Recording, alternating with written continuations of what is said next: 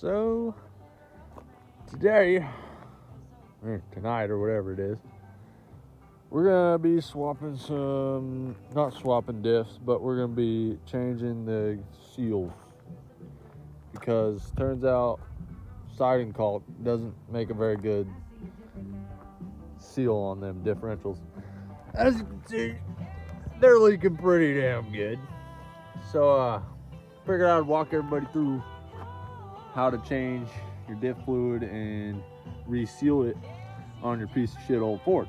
So first thing you're gonna do, grab some of them 6mm, probably get 2 of them, yeah, and gum them. And then once you've done that, you're gonna crack a beer. Now we're gonna get to work.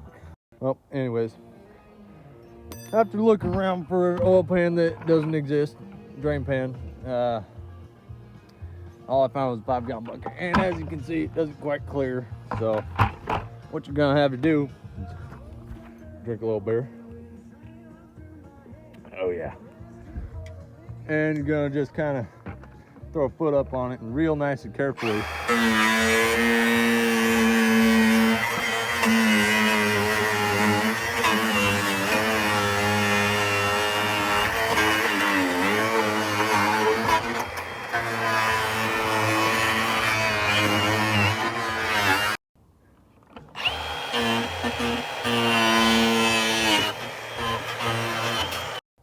And now, thanks to my beautiful Milwaukee right here, get yourself one. Not a sponsor, just highly recommend it. Now we got a beautiful little drain pan, and that's great. Next thing you're gonna want to do is fumble around in the gravel of your driveway until you find a 9/16 wrench, because I don't have my 1/2-inch Milwaukee impact. Apparently I didn't charge any batteries. So we're gonna start pulling these bolts off of here and hope that I didn't accidentally weld the diff cover to the diff when I did my hydraulics steering stabilizer up there. So just gonna slowly start loosening all these. Oh, that one is hand tight down there. Fuck that up. Okay. You're just gonna start pulling all these bolts off of here until you see some fluid coming out of it. And next thing you want to do, drink a little beer, grab your 1/2-inch Milwaukee impact, and you're gonna take the steering stabilizer off because got all them bolts out, but nothing leaking. Oh yeah, super good. A little spillage is to be expected, but you know, you can't be perfect all the time. Oh, grab that plate. Looks super really good. Yeah, household caulk is really easy to clean off of your diff cover. So I think what we're gonna do is probably just sprinkle some RTV all over that, royally mess it up, and straight plug it right back on there and probably call it a night. Well, do the rear and then call it a night, but that is how to drain your front diff. And I've heard people tell me that it's super important to get these things super clean before you know, get it all put back together or whatever. But I think what I'm gonna do is just grab the old knife right here, just kind of work on getting the bulk of it off. Because as long as you got some kind of surface to use the RTV to weld to, you're gonna be just fine. It'll maybe leak again, but we don't do things right here. We just do it enough to where it works. Damn thing won't stop dripping, so couldn't find any brake clean, but I found this got O'Reilly's carbon choke cleaner, which says cleaner on it, so I'm gonna assume that's probably great to, you're just kind of gonna spray it all out. Probably use the whole can because you don't want none of that oil in there. You just kind of let it drain all out, you know, just get her nice and clean. Yeah, you know, spray your diff cover out too. You just want everything to look really good when you put it back. And once you've emptied that whole can of brake clean, or carb cleaner in my case, into your diff, you're gonna want to dump a little beer in there for good luck, and then you're gonna pound the rest of it. You gotta get good and tuned up when you're tuning up your truck. Well, I quickly got tired of the whole butter knife scraping gasket off method. So looked around for a wire wheel for a little while, didn't find one, but I got this flap disc on my Milwaukee here, and I think if I go light, it'll probably be fine, and we can just fill whatever gaps we get with RTV. So we're just gonna kind of come in here nice and light. Oh yeah.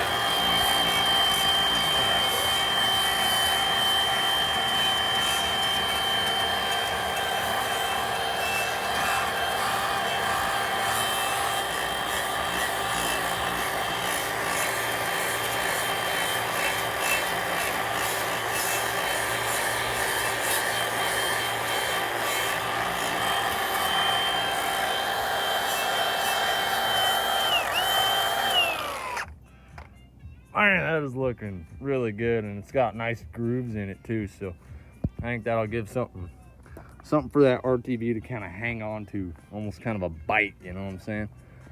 So that'll probably be really great. And then I'm gonna try to jam it around there without getting into the gears too bad, but we'll see what happens. As you can see now, looking very nice and shined up. She's ready for RTV, obviously. Couldn't fit my angle grinder in there, so I just had to do the butter knife thing. But I mean, that looks freaking immaculate. And you should probably make sure you get all the chunks of siding caulk out of it before you put it back on the truck. But I'm not gonna do that because I don't care. Also, this is not really the right way how you're supposed to do this, but it gives you kind of a rough idea. I wouldn't recommend doing it how I do it, but I mean, it is what it is, right? It's probably gonna be fine. So I have this Mega Black high flex silicone, whatever. It's whatever you can get from the old O'Reilly's because they're reliable, you know, keep your rig on the road. But just gonna kind of come in here, and if I can get it squirting, we'll see. Oh yeah, it's getting in there. You just kind of come in, you want to be very, what do you call that? Put a lot of it on, because you're going to need it, because you ground everything off of this. So heads up, that stuff's really hard to squeeze out, so you're probably going to need some beer. But once you kind of get it on there, I did not do a very good job applying it. Looks like my weld's on the rest of this truck, but I'm just kind of getting my finger all up in there. Probably doesn't matter if you go over the bolt holes because it's just going to hold the bolts in better. So yeah, just kind of get a nice good coat all over that cover. And this stuff is sticky, and it's probably going to work really good from what I'm feeling right now. Just kind of run your finger around there and make sure you got good coverage all over the place and no gaps in it. Gaps is like porosity, you don't want that.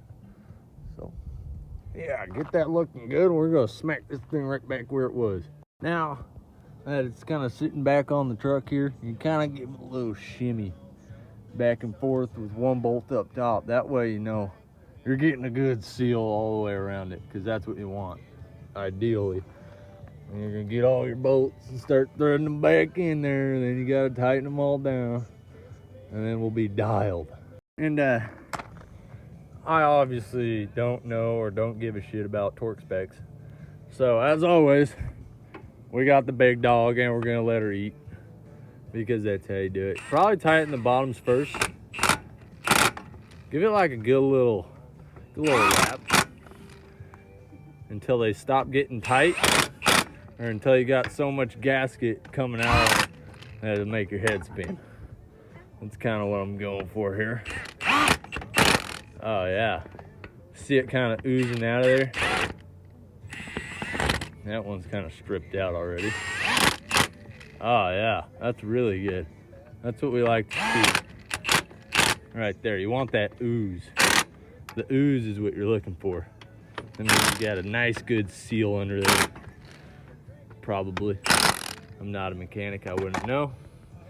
But that feels good to me. Couple lucky duggets, call it a day. Tighten the rest of it up by hand. And oh yeah, we're good. And look at that finished product. Took me like 5 minutes, felt like 5 minutes and a couple beers. Everything's tightened up, all back in place. We're ready to go to the back. Let's do it. We have arrived at the rear differential. Oh, camera a little dirty there. Anyways, first thing we want to do, crack open another silver bullet. And this one is going to go way quicker because we don't have all the, oh, that's a different size. Are you kidding me right now? Well, once you find the right size for your impact, it'll go a lot quicker because we don't have steering stabilizers and all that dumb crap in the way. So we'll just pop all them bolts off again, drain all the fluid into the bucket, and it's going to be light work. And I just remembered that I'm actually now all out of brake clean and carb clean. So that might pose a problem, but we'll figure something out, I'm sure. After about 6 walks back from the truck to your toolbox to go find the right socket, it's a 1/2 inch. Just so you know, save you a couple travels there. If you're too stupid and drunk to move your toolbox to your truck. You're gonna fire up your impact, and we're gonna pull all them bolts off, one by one. Maybe leave one of the top ones in. Oh yeah, it's super good. Just get them torqued loose with the impact, and back them out by hand probably. Try not dropping in the bucket of oil, because that would kind of suck. Man, these are all hand tight. Oh yeah, dude. Get her done. Oh, that one's nice. That hand tight.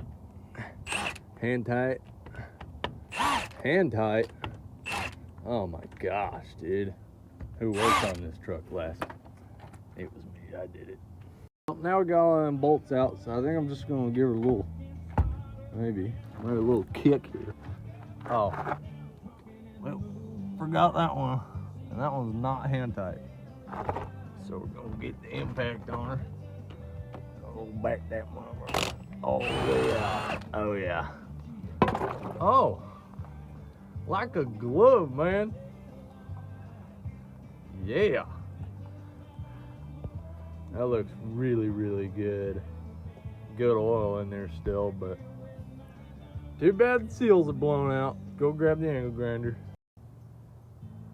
So, found another can of carb clean, which is weird because I don't have any carbureted cars. Everything's just 7.3 diesels around here. But it's not very full, so we're gonna spray a little bit in there, and we're probably gonna cook it with a lighter and see what we can't burn out of this diff. I would recommend a little bit of PPEs when you're doing this kind of stuff, because it's not very smart. Now, I'm gonna probably move that bucket of oil. I don't know how flammable that is. So we're just gonna kind of come in here, give her a little hose down, and then boom. Oh yeah, that looks really super good. Yeah, that's nice, really nice.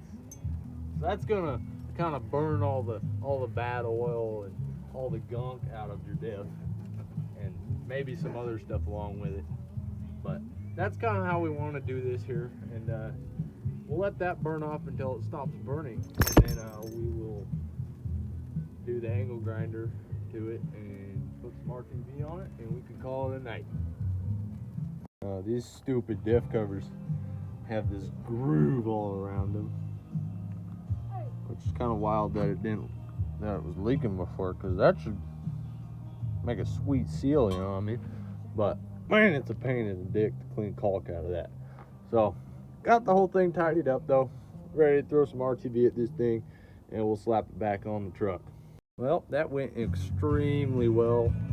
All the bolts back in, fresh gasket made, torqued down with a 1/2 inch Milwaukee impact as per Hika's spec.